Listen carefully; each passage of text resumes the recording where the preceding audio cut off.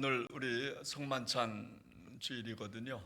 우리가 세계 성만찬 주일로 지키는 주일이라 오늘 그 성만찬을 중심으로 우리가 귀한 예배 드리려고 그럽니다.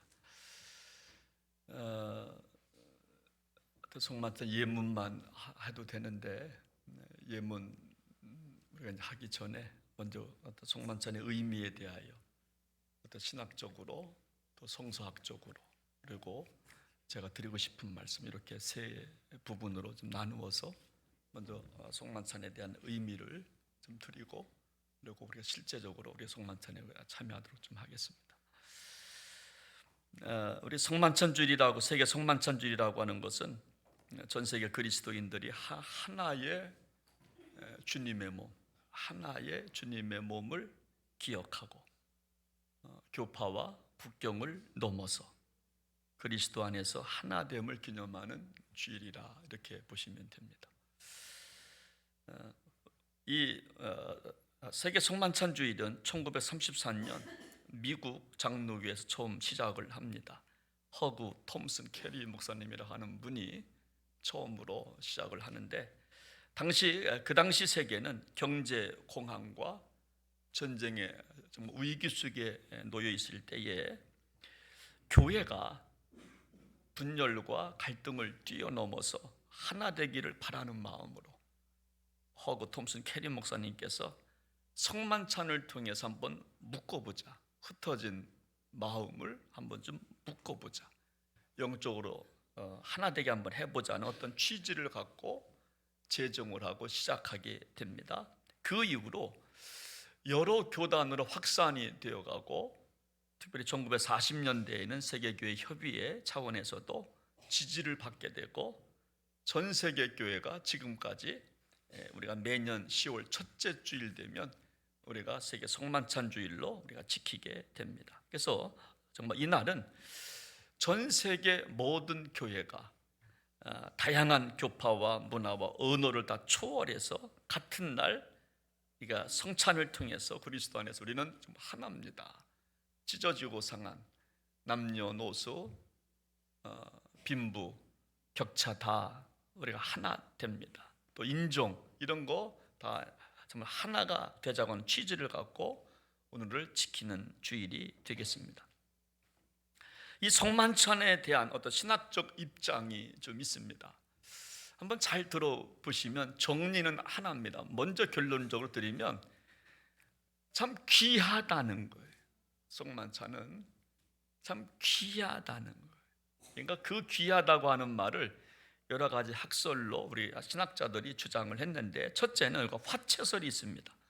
지금도 로마 카톨릭에서 이 화채설을 주장하죠. 그래서 성찬에서 빵과 포도주가 실체 자체가 변한다고 하는, 그래서 그리스도의 몸과 피가 실제 된다고 하는 주장이 바로 화채설이에요. 그래서 지금도요, 그럼 만약에 지금도 주님의 피입니다 해서 포도주를 이렇게 나누다가 떨어지잖아요. 주님의 피가 땅에 떨어지는 것이 용납이 안 되는 거예요. 그러면 신부님이 핥아 먹어야 돼요. 근데 핥아 먹어도 이미 이게 흘러버렸잖아요. 그래서 지금은, 그래서 제가 친구 신부 거기 가서 제가 한번 내가 미사 한번 드려본 적이 있는데 그것 때문에 포도주를 주지 않는, 그래서 진짜 빵과 포도주가 주님의 살과 피라고 믿고 먹어요. 아주 보수적이죠. 우리는 천주교회가 뭐 술 먹고 담배 피니까 저놈들 이러면 신앙적으로 굉장히 보수적인 게 천주교회. 지금도 살과 이 포도주와 이 빵이 주님의 살로 먹어요. 피로 마신다는 말입니다. 그리고 공제설이 있습니다. 루터교죠. 마틴 루터, 종교개혁가 마틴 루터의 루터교단은 공제설을 믿는데, 여러분 이 공제설은 뭐냐면 빵과 포도주가 천주교처럼 실제적으로 변하지는 않지만 불에 달군 쇠에 불이 스며드는 것처럼 빵과 포도주에 그리스도의 임재가 임한다라고 생각을 해요. 빵과 포도주에 주님의 임재가 임한다라고 믿고 빵과 포도주를 드시는 거예요. 그래서 성찬은 실제 임재를 강조하는, 빵과 포도주, 그것이 주님의 몸과 살은 아니지만, 천주교 입장은 아니지만 이 빵과 포도주, 주님의 임재가 임한다라고 믿고 성찬을 받는 루터 교단이 있습니다. 루터교가 있습니다. 또 세 번째로 기념설이 있습니다. 기념설. 이것은 스위스 종교개혁자 쯔빙글리 중심으로 하는 어떤 신학자들이 주장하는 건데, 성찬은 그냥 순수한 기념행위다. 빵과 포도주는 어떤 상징성에 불과하다, 이렇게 봅니다. 그래서 나를 기념하라 하신 말씀을 거기에 방점을 두고 성찬은 믿음의 고백과 예식일 뿐이다 라고 해서 성찬의 영적 깊이를 좀 약화시켰다는 평가를 받고 있죠. 천주교 같은 경우는 화채설은 직접 빵과 포도주가 예수님이다 라고 믿는 것과는 완전 조금 상이한 그런 게 좀 있죠. 그래서 그것은 다 어떤 기념 정도다, 상징 정도다라고 그렇게 말하는 이제 기념설이 있고요. 이제 칼빈주의, 이제 그 장로교단 칼빈주의는 영적 임재설을 외치는데 장 칼빈 중심으로 해서, 그래서 여기는 성령을 통해서 믿는 자에게 그리스도의 몸과 피가 실제로 전달된다. 성령의 임재를, 그래서 믿는 자에게는 몸과 피가 실제로 전달된다. 그래서 성찬은 단순히 어떤 상징이 아니라 영적으로 실제 은혜가 임하는 자리. 그러니까 칼빈주의자는 조금 중도, 약간 좀 애매한 입장을 약간 취하는 그런 스타일이 되는 거죠. 우리 감리교 존 웨슬리 목사님의 입장은 뭐냐면요, 성찬은 뭐냐? 은혜의 방편으로 봅니다. 그래서 웨슬리 목사님은 성찬을 은혜를 경험하는 통로로 이해합니다. 그래서 성만찬은 단순히 어떤 상징이나 기념뿐만 아니라 성령께서 실제로 은혜를 베푸는 자리라, 이렇게 존 웨슬리는 믿고, 그러면서 그가 하는 말이 있어요. 성찬은 그래서 중요하기 때문에 자주 참여해야 된다. 성만찬은 꼭 참여해야 된다. 자주 참여해야 된다. 그래서 성찬은 단순히 성숙한 신자만 성찬에 참여하는 게 아니라 연약한 신자, 믿음이 그렇게 굳지 않은 성도들도 성화를 이루어가는 은혜의 수단이기 때문에 성만찬은 꼭 참여해야 된다. 그렇게 존 웨슬리 목사님께서 말씀을 하시고, 그래서 성찬에 참여할 때 성령께서 강하게 역사하셔서 우리 마음을 변화시키고, 그리고 사랑과 거룩함으로 살도록 참으로 이끌어 주신다고 믿고 성만찬에 참여하는 것이 존 웨슬리 목사님의 정말 입장입니다. 여러분, 그렇다면 우리가 이 성만찬의 의미를 정말 성경은 뭐라고 말씀하시는가? 성경에서 말씀하신 성만찬의 의미가 뭔가 한번 잠깐 살펴보면, 우리 한번 고린도전서 10장 16절 17절 말씀을 같이 한번 좀 읽어보겠습니다. 우리 한번 시작합니다. 우리가 축복하는 바 축복의 자는 그리스도의 피에 참여함이 아니며 우리가 떼는 떡은 그리스도의 몸에 참여함이 아니냐. 떡이 하나요 많은 우리가 한 몸이니 이는 우리가 다 한 떡에 참여함이라. 여러분, 이 말씀을 놓고 우리가 보면 성찬은 뭐냐? 성찬은 기억하는 겁니다. 십자가에 흘리신 피와 찢기신 몸을 기억하는 예식이 성찬이에요. 그리스도의 십자가와 죽음과 부활을 기억하는 순간이에요. 그리고 우리가 얻은 구원은 은혜로 왔다고 하는 신앙 고백의 시간이 바로 성찬의 시작이라는 거예요. 그래서 주님이 흘리신 피, 주님이 찢기신 몸을 다시 한번 기억해내는 거예요. 여러분, 두 번째, 여러분, 성찬은 뭐냐? 성찬은 연합입니다. 연합. 여러분, 오늘 오늘은 전 세계 교회가 같은 떡과 같은 잔에 참여하는 시간이, 교단과 문화와 국적과 벽을 넘어서 우리는 한 몸이라는 의식을 갖고 참여하는 시간, 연합하는 시간이라는 말입니다. 그래서 축복의 잔은 그리스도의 피에 참여하는 것이다, 이렇게 말씀합니다. 우리가 이따 마시는 그 축복, 그 잔은 축복의 잔이고 이것은 피에 참여하는 것이다. 떡은 그리스도의 몸에 참여하는 것이다. 그래서 성찬은 뭐냐면 내가 참여하는 겁니다. 정말 연합하는 순간입니다. 그래서 성찬은 단순한 어떤 상징이 아니라 그리스도와 영적인 연합과 성도들 간에 우리가 연합을 드러내는 시간이에요. 그러니까 우리가 성만찬을 통해서, 그러니까 우리가 예를 들어서 그겁니다. 성만찬하고 싸우면 안 된다는 거예요. 성만찬하고 미워하면 안 된다는 거예요. 성만찬하고 말로 죄 지으면 안 된다. 눈으로 흘기고 그러면 안 된다는 거예요. 성만찬은 정말 연합의 의미가 있는 거예요. 한 떡에 참여하는 우리는 한 몸된 교회를 고백하는 시간이라는 거예요. 한 몸된 교회, 한 몸된 교회, 한 몸된 교회. 죄송한데 방송실 이거 제 마이크 누가 건드리면 안 돼. 조금 올려주세요. 조금.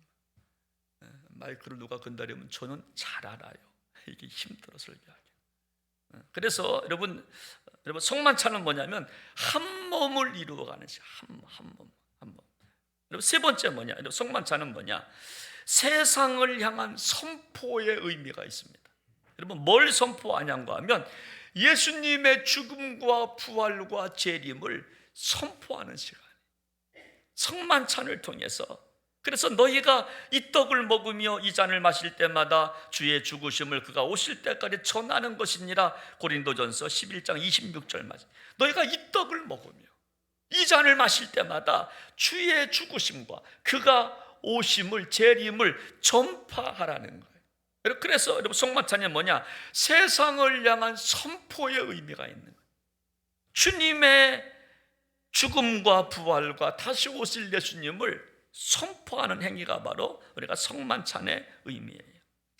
여러분 또 한 가지 성만찬은 뭐냐면 여러분 헌신입니다. 실천입니다. 여러분 성찬은 단순히 우리가 은혜 체험을 뛰어넘어서 화해와 사랑, 복음을 전하는 삶으로 이어져야 하는 것이 성찬이에요. 성찬은 헌신입니다. 주님이 헌신한 것처럼, 우리 위해서 다 주신 것처럼 우리도 그냥 그 은혜 받았다 거기서 마치는 게 아니라 세상 속에 나가서 그리스도의 몸으로 살아가도록 우리를 부르시는 시간이 바로 성찬의 시간. 주님이 우리를 부르시는 거예요. 나와 함께 세상에 나가서 내가 너희를 위해서 피와 몸을 준 것처럼 너희도 세상에 줄 수 없겠니 하면서 우리를 콜링하는, 부르시는 시간이 바로 성찬 예식이라고 하는 겁니다. 여러분 그래서 성찬을 정리하면 우리가 정말 이렇게 정리할 수가 있는데, 성찬은 뭐냐면 주님의 십자가와 부활을 기억하는 시간이 성찬이에요. 그리고 그리스도와 교회의 연합에 동참하는 시간이에요. 헌신이 부족한 분들은 나 앞으로 교회 일에 내가 연합하겠습니다. 주님의 일에 내가 힘쓰겠습니다. 동참하겠다고 하는 결심의 시간이 성찬의 시간이에요. 그리고 복음을 세상에 내가 증거하겠습니다. 결단하는 시간이 성찬의 시간이에요. 단순히 떡 주고 빵 주고 한 잔 먹고 그냥 이제 포도주가 좀 쓰네 다네 그거 음미하라고 드리는 게 아니에요. 기억하고 동참하고 나가서 증거하고 그리고 재림과 하나님의 나라를 기다리고 세상 속에서 그리스도의 제자로 살아가도록 우리를 부르시는 시간이 바로 성찬 시간이라고 하는 겁니다. 여러분 담임 목사로서 제가 여러분들한테 드리는 말씀을 드리고 성찬 예식을 시작하겠습니다. 저는 여러분들한테 드리고 싶은 말씀 첫째가 뭐냐면, 여러분, 어린 아이가 보리떡 5개 물고기 2마리로 여러분 5,000명을 먹였어요. 5,000명을 먹인 동기를 보면 일단 드림이 있었어요. 드림이 있었기 때문에 예수님은 그것을 축사하시고 5,000명을 먹이시는 기적을 행하셨고 12강들은 남은 역사를 경험하게 됐기 때문에 오늘 저와 여러분들도 이 시간 거룩한 마음을 우리가 봉헌하는 시간이 되었으면 좋겠어요. 이 성찬 예식을 통해서 나를 한번 주님께 드리는 시간, 예수님께서 몸과 피를 우리를 위해서 드리는 것처럼 우리도 주님을 위해서 뭐 드릴 수 있다 한번 드려보자는 드림이 있을 때 거기서 기적이 정말 나타난 것처럼 오늘 저와 여러분들도 뭔가 한번 드리는 시간이 되었으면 좋겠어요. 마음을 드리고 생각을 드리고 예물을 드리고 드림의 시간이 있었으면 좋겠다 하는 말씀을 드리고 싶고, 두 번째로 여러분, 보리떡 5개 물고기 2마리가 그것이 쪼개짐으로 5,000명을 먹이고 12강들이 남은 것처럼 정말 여러분들도 이 성찬을 통해서 내가 쪼개졌으면 좋겠다 하는 말씀을 드리고 싶어요. 내가 쪼개지면 여러분 살거든요. 여러분 내가 쪼개지면 누군가는 살아요. 누군가는 살아요. 내가 쪼개져서 내 걸 누구한테 줄 수 있다면 누군가는 여러분 사는 겁니다. 그래서 이 성찬을 통해서 주님이 살과 피를 갈갈이 찢겨서 다 주시고 우리를 구원하시고 돌아가신 것처럼 우리들도 한번 우리의 모든 것들을 한번 좀 쪼개보자는 거예요. 있는 자 쪼개서 한번 주자는 거예요. 사랑 있는 분들 사랑을 한번 쪼개서 사랑받고 싶어하는 분들한테 사랑을 한번 주기를 원하는 것입니다. 그래서 한번 쪼개보자는 거예요. 여러분, 그럴 때 그 쪼갠 몸을 받고 이웃이 살고 교회가 살고 주님 나라가 확장되어 갈 줄로 믿습니다. 여러분, 어거스틴은요 성찬을 이렇게 표현을 했습니다. 여러분, 성찬이 뭐냐? 마지막 때에 그분께서 우리를 추수할 것입니다. 여러분, 마지막 때 우리를 추수하신대요. 추수할 것입니다. 추수하시고 도리깨질을 하시고 절구에 넣어 찌으실 것입니다. 우리를 추수해서, 하나님의 백성 우리를 추수해서 도리깨질 아시죠? 도리깨질을 하시고 절구에 넣어서 우리를 찌실 거라는 거예요. 물론 반죽하고 성령의 불로 구워 우리를 빵으로 만드실 것입니다. 그리고 세상을 위해 예비하신 성찬대 위에 올려놓으시고 축복기도 하신 이후에 세상의 풍성한 생명을 위해 우리를 쪼개어 나누실 것입니다. 세상의 양식으로 우리의 삶이 쪼개져 나뉠 때 우리는 주님과 함께 삶의 완성을 노래하게 될 것입니다 라고 성찬을 비유했어요. 추수 때 우리를 여러분 추수하셔서 도리깨질 하셔서 껍질을 다 떼내시고 절구에 넣어서 여러분 빵을 반죽하여 빵을 만들어서 성찬대 위에 올려놓으시고 그리고 풍성한 생명을 위해서 쪼개서 이거 나누어 주는 것, 이것이 바로 성찬이다. 이렇게 어거스틴이 고백을 했어요. 여러분, 어떤 신학자는 또 이렇게 또 표현을 합니다. 예수 그리스도는 이 땅에 보리떡으로 오셨습니다. 사람이 보기에 고운 모양도 풍채도 없으며 흠모할 만한 아름다움도 찾아볼 수 없는 33년의 삶을 보리떡으로 봉헌하였습니다. 그렇습니다. 우리 예수님은요 이 땅에 마치 보리떡으로 오셔서 많은 사람들한테 자기를 떼어서 배불리 먹이셨다는 거예요. 이 땅에 떡으로 오신 예수 그리스도, 배고픈 자에게 나를 먹어라. 그래서 자기를 떼어주셨던 예수 그리스도. 여러분, 진짜 여러분, 우리 예수님은요, 겟세마네 동산에서 내 뜻대로 마옵시고 아버지 뜻대로 하옵소서라고 기도하셔요. 그리고 나서 창과 채찍과 질고와 아픔이 그분의 몸과 피를 세상을 향하여 나누기 시작을 합니다. 창에 찔리고 채찍에 맞으시고 피를 흘리시고 세상을 향하여 낭조를 하시죠. 이때 세상 사람들은 손과 입을 열어서 그분을 받아 여러분 먹게 되는 거죠. 그분이 흘리신 피, 상하신 몸, 이거를 우리는 입을 열어 두 손으로 받아 먹게 되죠.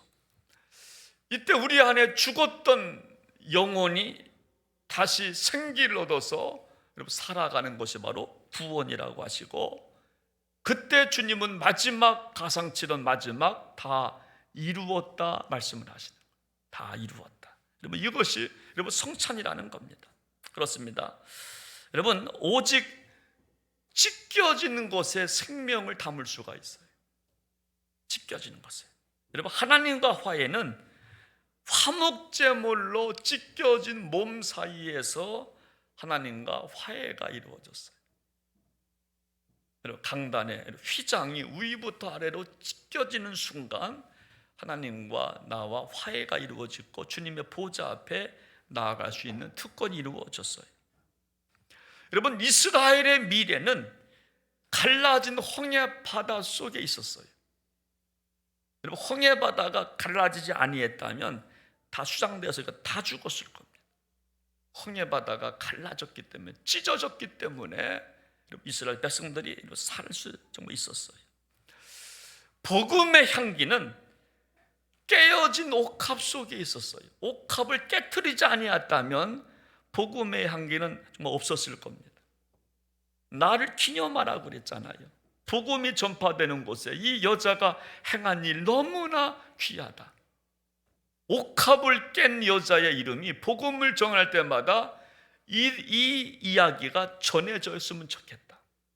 복음의 향기는 여러분 옥합을 가지고 있으면 안 되고 옥합이 깨어질 때 복음의 향기가 드러났던 것처럼, 그리고 살 중에 살, 뼈 중에 뼈가 된 새 인간은 그리스도의 찢긴 정말 옆구리에서 나오는 것이라고 정말 하는 거죠. 옆구리, 주님의 옆구리에서 뼈를 취해서 하와를 만드셨다는 거죠. 그리고 여러분, 아담의 처음 고백, 살 중에 살, 뼈 중에 뼈다. 여러분, 이렇게 고백한 거예요. 그래서 인류의 생명은 찢겨진 성찬의 빵과 찢겨진 그리스도인의 한 사람 한 사람의 삶 속에서 앞으로 인류의 생명은 있다. 저는 그렇게 보고 있는 겁니다. 우리가 주님의 살과 피를 받아 먹고 나도 나가서 살과 피를 나눌 때에 인류는 생명력 있는 인류가 될 것이고,